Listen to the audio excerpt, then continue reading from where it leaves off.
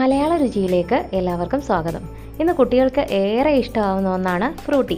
Mango Frooti നമ്മൾ കടയിൽ നിന്നൊക്കെ വാങ്ങാറില്ലേ, അത് നമുക്ക് വീട്ടിൽ തന്നെ ഈസി ആയിട്ട് തയ്യാറാക്കി എടുക്കാൻ പറ്റും. നിങ്ങൾ ആദ്യമായിട്ടാണ് ഈ ചാനൽ കാണുന്നതെങ്കിൽ സബ്സ്ക്രൈബ് ചെയ്യാൻ മറക്കല്ലേ.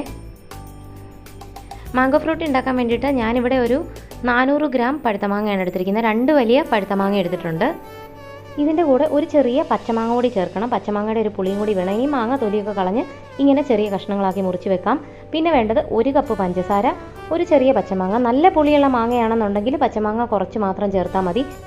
ഇനി ഒരു പ്രഷർ കുക്കറിലേക്ക് ആദ്യം നമ്മുടെ പഴുത്തമാങ്ങ ഇട്ട് കൊടുക്കാം. പിന്നീട് പഴുത്തമാങ്ങ നല്ല പുളിയുള്ള മാങ്ങയാണെങ്കിൽ പച്ചമാങ്ങയുടെ അളവ് അതിനനുസരിച്ച് അഡ്ജസ്റ്റ് ചെയ്യണം. പഞ്ചസാര ഞാനിവിടെ 1 കപ്പ് പഞ്ചസാര ചേർത്തിട്ടുണ്ട്.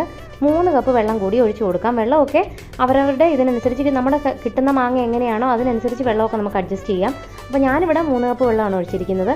ഇനി കുക്കർ അടച്ചു വെച്ച് 3 വിസിൽ വരുന്നത് വരെ നന്നായിട്ടൊന്ന് വേവിക്കാം. ഇപ്പം നന്നായിട്ട് വെന്ത് കുക്കറൊക്കെ തണുത്ത് കഴിഞ്ഞു. ഇപ്പം നമ്മുടെ മാങ്ങയൊക്കെ നന്നായിട്ട് വെന്തിട്ടുണ്ട്. ഇനി ചെയ്യേണ്ടത് ഇതിനെ അരച്ചെടുക്കുകയാണ് ചെയ്യേണ്ടത്. മിക്സിയിൽ അരയ്ക്കുകയാണെന്നുണ്ടെങ്കിൽ ഈ വെള്ളം അരിച്ച് ഒരു പാത്രത്തിലേക്ക് ഒഴിച്ചിട്ട് ബാക്കി മാങ്ങ പീസ് മാത്രം എടുത്തിട്ട് നമുക്ക് അരച്ചെടുത്താൽ മതി. എന്നിട്ട് വെള്ളം ചേർത്താൽ മതി. ഞാനിപ്പോൾ ഒരു ഹാൻഡ് ബ്ലെൻഡർ ആയതുകൊണ്ട് അങ്ങനെ അരിച്ച് രണ്ടാക്കിയില്ല, നേരെ അങ്ങ് അരച്ചെടുക്കുകയാണ്. അപ്പം അങ്ങനെ നന്നായിട്ട് ഇതിനെ അരച്ചെടുത്തു.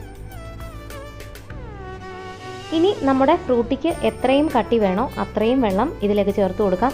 ഞാനൊരു 2 ഗ്ലാസ് വെള്ളം കൂടി ഇതിലേക്ക് ചേർത്ത് കൊടുത്തിട്ടുണ്ട്. അപ്പോൾ ആവശ്യത്തിന് വെള്ളവും ചേർത്ത് നന്നായിട്ടൊന്ന് മിക്സ് ചെയ്തെടുക്കാം.